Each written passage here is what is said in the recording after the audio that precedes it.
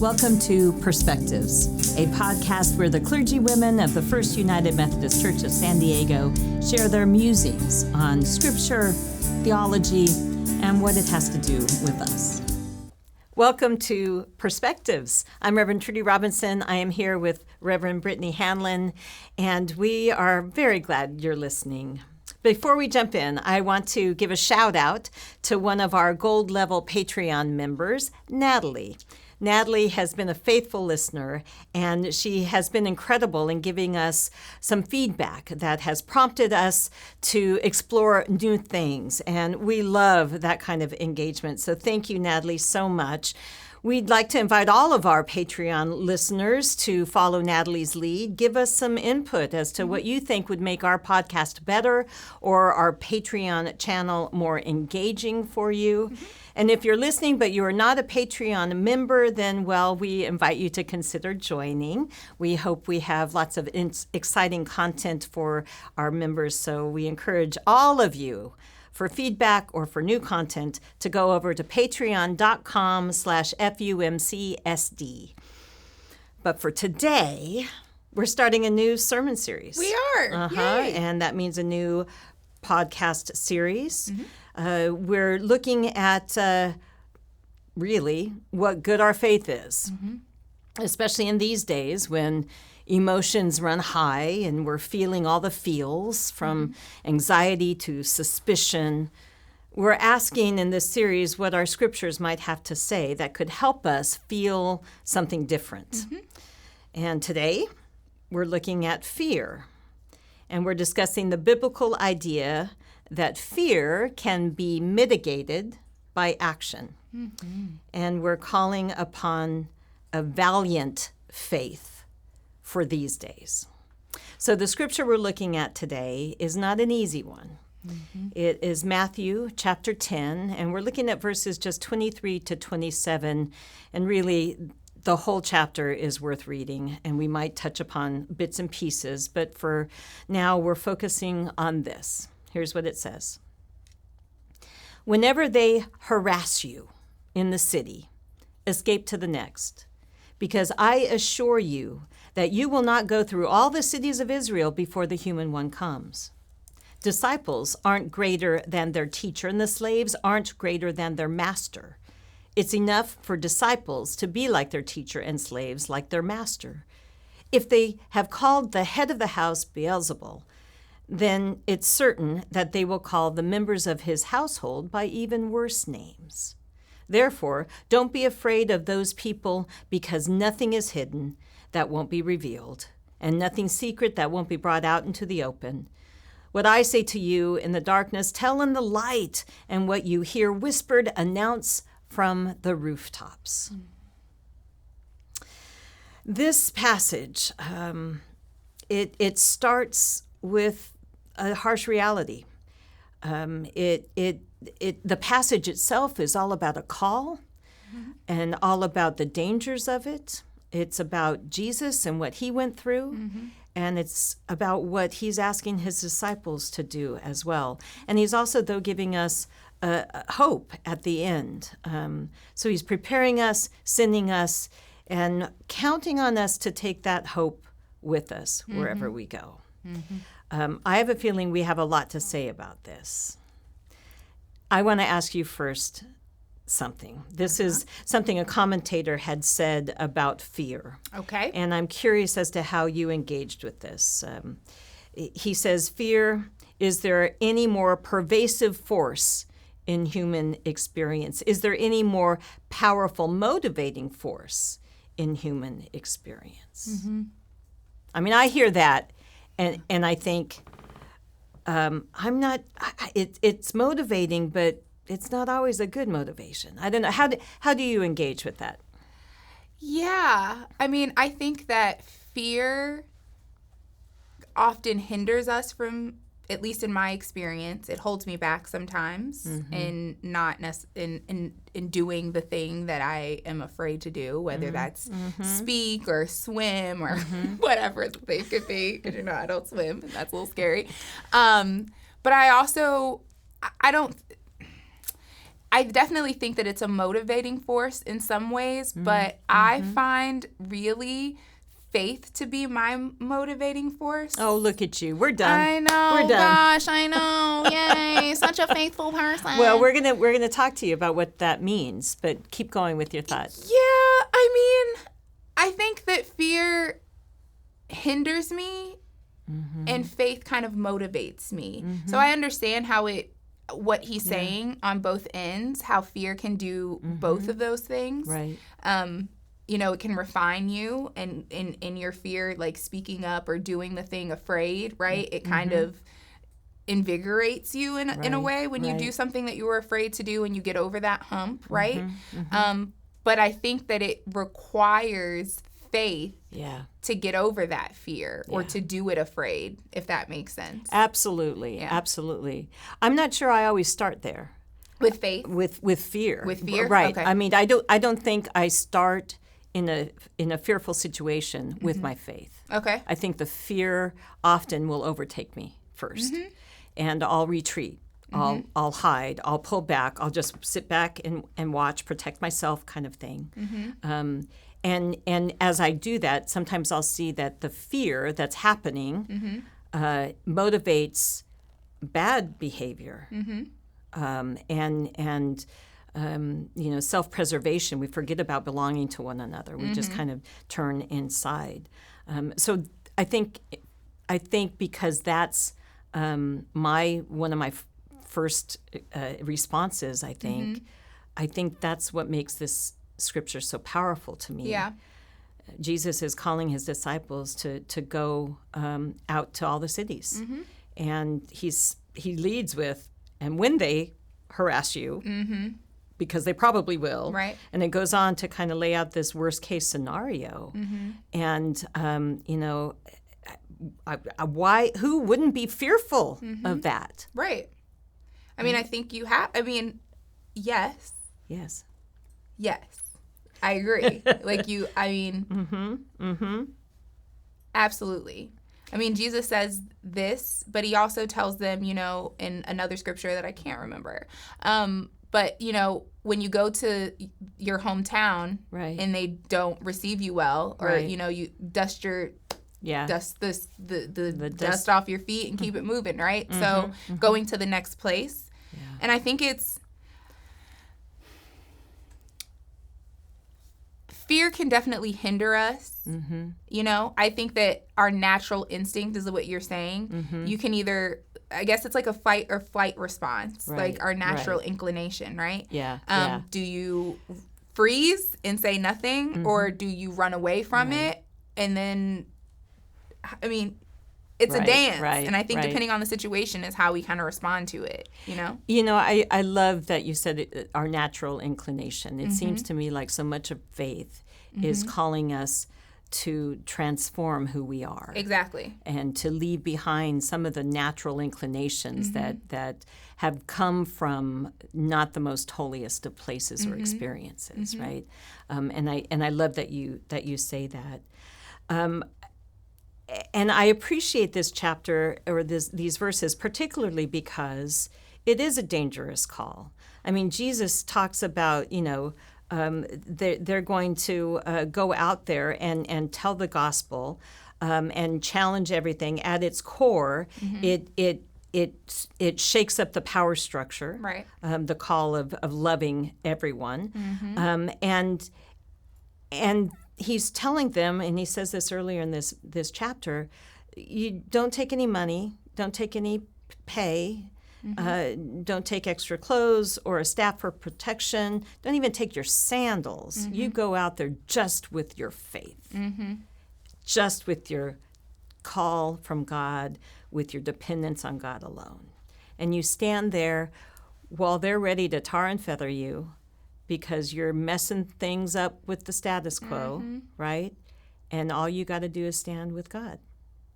That's a tough call to receive. So tell me, let me ask you this. Come on, Oprah. You and your talk show host bag right now, girl. What's that? Well, let me tell you a story. We just came back from annual conference, the Mountain Sky Conference, California Pacific Conference, and we have an ordination ceremony. And before the actual ordination, in clergy session, they present the candidates for ordination, give you a little information about them, and then we all vote as to whether or not we welcome them into the body of clergy to do this work. And, we sit together remembering our days, right? And ordination process is not an easy process. It's not a fun process, but it's a worthwhile process, right?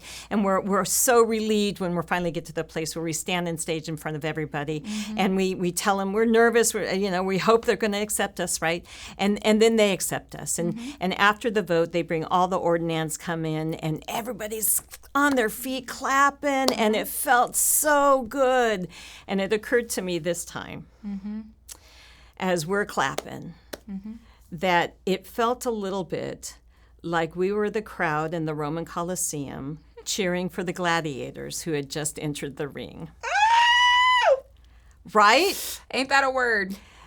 Because, here's my Oprah question, has it been easy for you following the call? That's a great noise. She did this on purpose. Actually, it's been so easy. Has you know it? What I mean? Okay, it's been so you're riveting. the one. Yeah, That's I know. So what's been the hardest? I think the hardest thing for me has been things that are so clear to me, like justice issues being taken out of context of being God's issues versus being the issues of the government, for instance, that the issues of the gospel are often seen as political issues has been a hard thing. Yeah. I think the other part of the call is, going into this at 23 years old, I can't even believe I did that. But going into this at, hello, my frontal lobe wasn't even developed. Who said that? But going into this at 23 years old and having, I guess, a little bit of naivete, but also having hope that the church will be different and be ready to do some of the hard work has been a challenge. And then, of course, I've served cross-racial appointments. And so often I am the first Black woman that they have heard preach or speak or teach. And so coming from my cultural context and trying to connect as people of God through our differences and realizing and having people understand the gift of diversity has sometimes been a challenge for sure. Yeah. And it's not easy because church folks, we are church folks. That's right. All of us have our church folk ways sometimes. And I feel it's so difficult because church and religion and faith, it's so personal. Right. And it's connected to experiences, family experiences, sitting next to grandma in the seat, on Sunday mornings.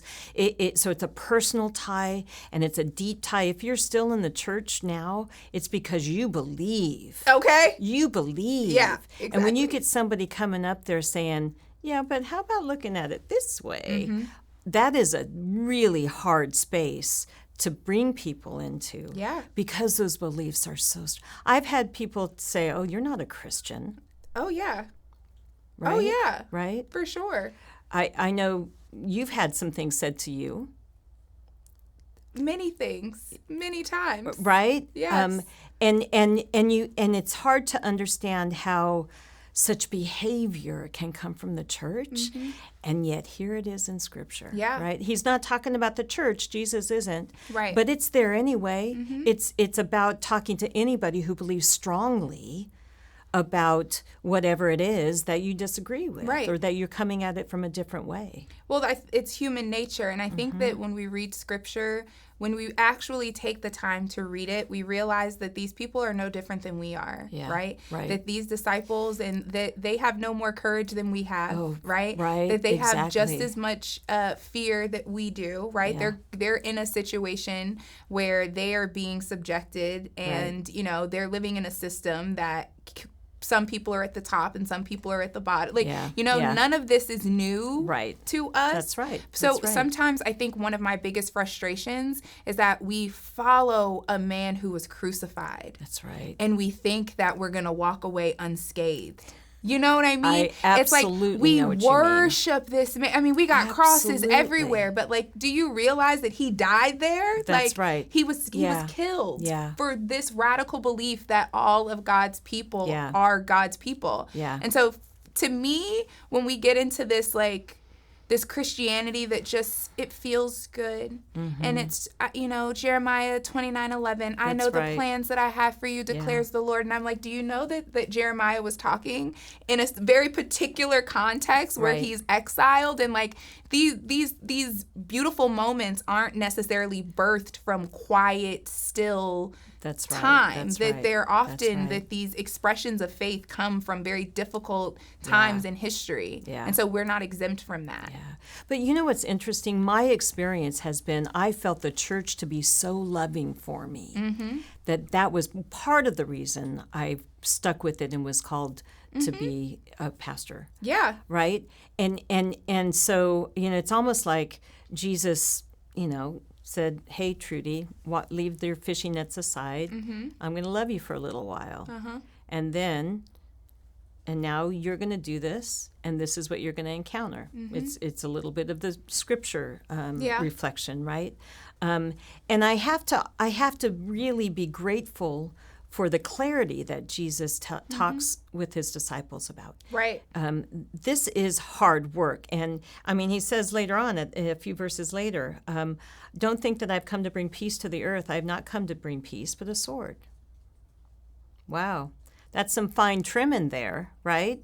I don't know if you can trim with a sword, but, yes. it's the refining, like the fire. It's the sword cutting off that which is not serving us. And setting apart husband and wife and father and son and neighbors. And that's part of the call, too. And that's not easy. Take up your cross. And follow me. Yeah. You were saying that the disciples are no different from us. Mm-hmm. And you said they're no more courageous, and my gut kind of went like this a little bit because I think they are. Okay. Maybe. To a certain extent. Because, let me just back up. It had to have taken such incredible courage because the difference between the disciples and the people they were going to were that the people they were going to had greater power than they did. Yeah. Right? Mm-hmm. And I think that's a dynamic here. I think that's part of what's happening with the fear we're feeling in these days, right? We don't feel like we have the power to do anything that we're afraid of, whether it's sending our kids to school and with the proliferation of guns, or whether it's immigrant families being returned to their home countries, whatever it is, there's a powerlessness to this. And I think that's a really, really important piece for us to recognize in the disciples' courage to go out and to stand. Yeah. Later on in this scripture, it talks about the threat of death. Yes. Do not fear those who kill the body but cannot kill the soul, right? And I think that's part of what the disciples were aware of. They could die. Jesus died, to your point.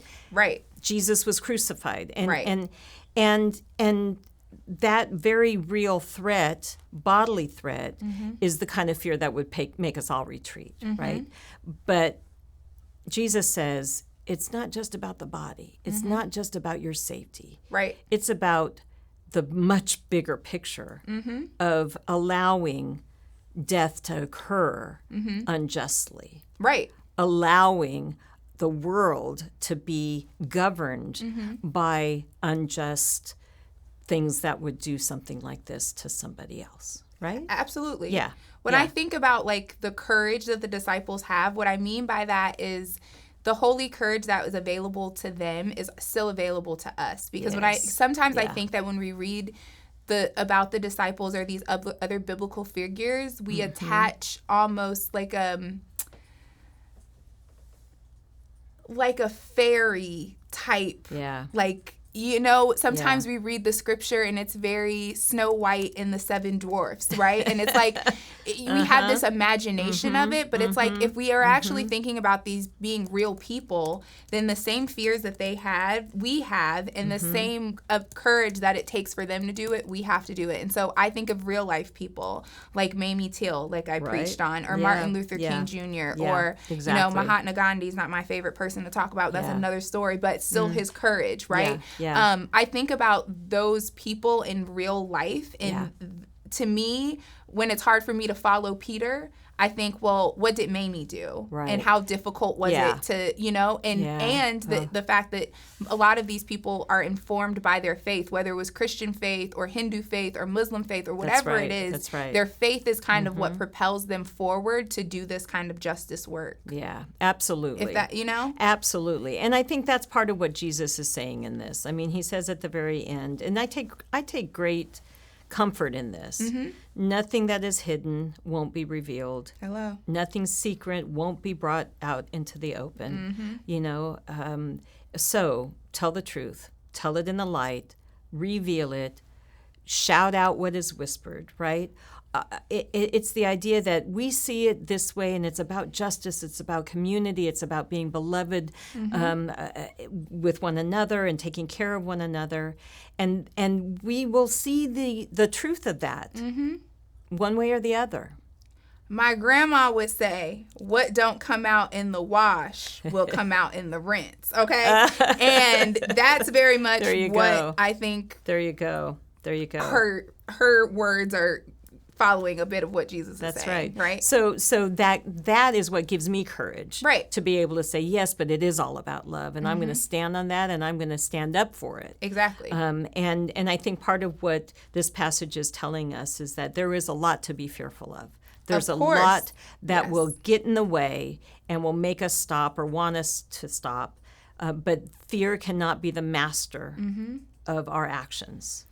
And it requires action. It should not hinder anything. And I think also what Jesus is saying is that it's okay not to be liked for the sake of the gospel. But we don't want to. I know. Seriously? As a people pleaser myself, honey, I'm working on it, right? I know. You're know, right? You're right. But there's this tendency that we have. I mean, as people, we are people who want to be liked. We want to be in community. We want to be connected, right? And so because of those things, sometimes I know for myself, right? Yeah. Sometimes I'm not even necessarily afraid to say the thing. I just don't even want to deal with it. Like, I don't even want to go down that road, because then I don't want to have to, like, this person think of me in this way, or have to try to explain it in this way. And so but a part of what it means to be a faithful follower, of Christ, is to realize that not everyone's going to like what you have to say. That's not everyone's going to like you, right? Yeah. And that's a hard pill to swallow when you so desperately want to connect, right? The reason that we do this, I think the reason that we are Christians or follow Jesus in this way, is because we want to be connected, right? We want to be connected not only to God, but we want to be connected with other people who are like-minded, doing the same kind of work and believe the same kind of things that we believe. Right. And so when we challenge some of those thoughts, or we come in and we interrupt some of those systems that are in place, it feels like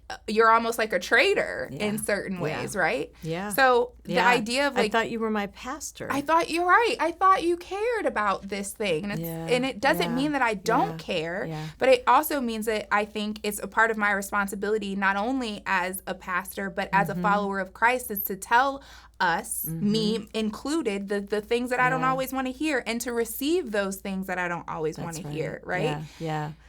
I have seen politeness allow a lot of unhealthy behavior in churches. I'll shout right now. And so, and it's not to be mean, no, but to be honest and kind. Yes. Because we have a vision of what it could be. Because being nice and being kind are two totally different things, right? Being nice is very surface level. Yeah. But when you are kind, you are moved with compassion. Yeah. And it may not always come across very sweet and delicate, but that doesn't mean that it lacks love and care and compassion. Niceness, in my opinion, always lacks it because it's very superficial. Yeah, yeah.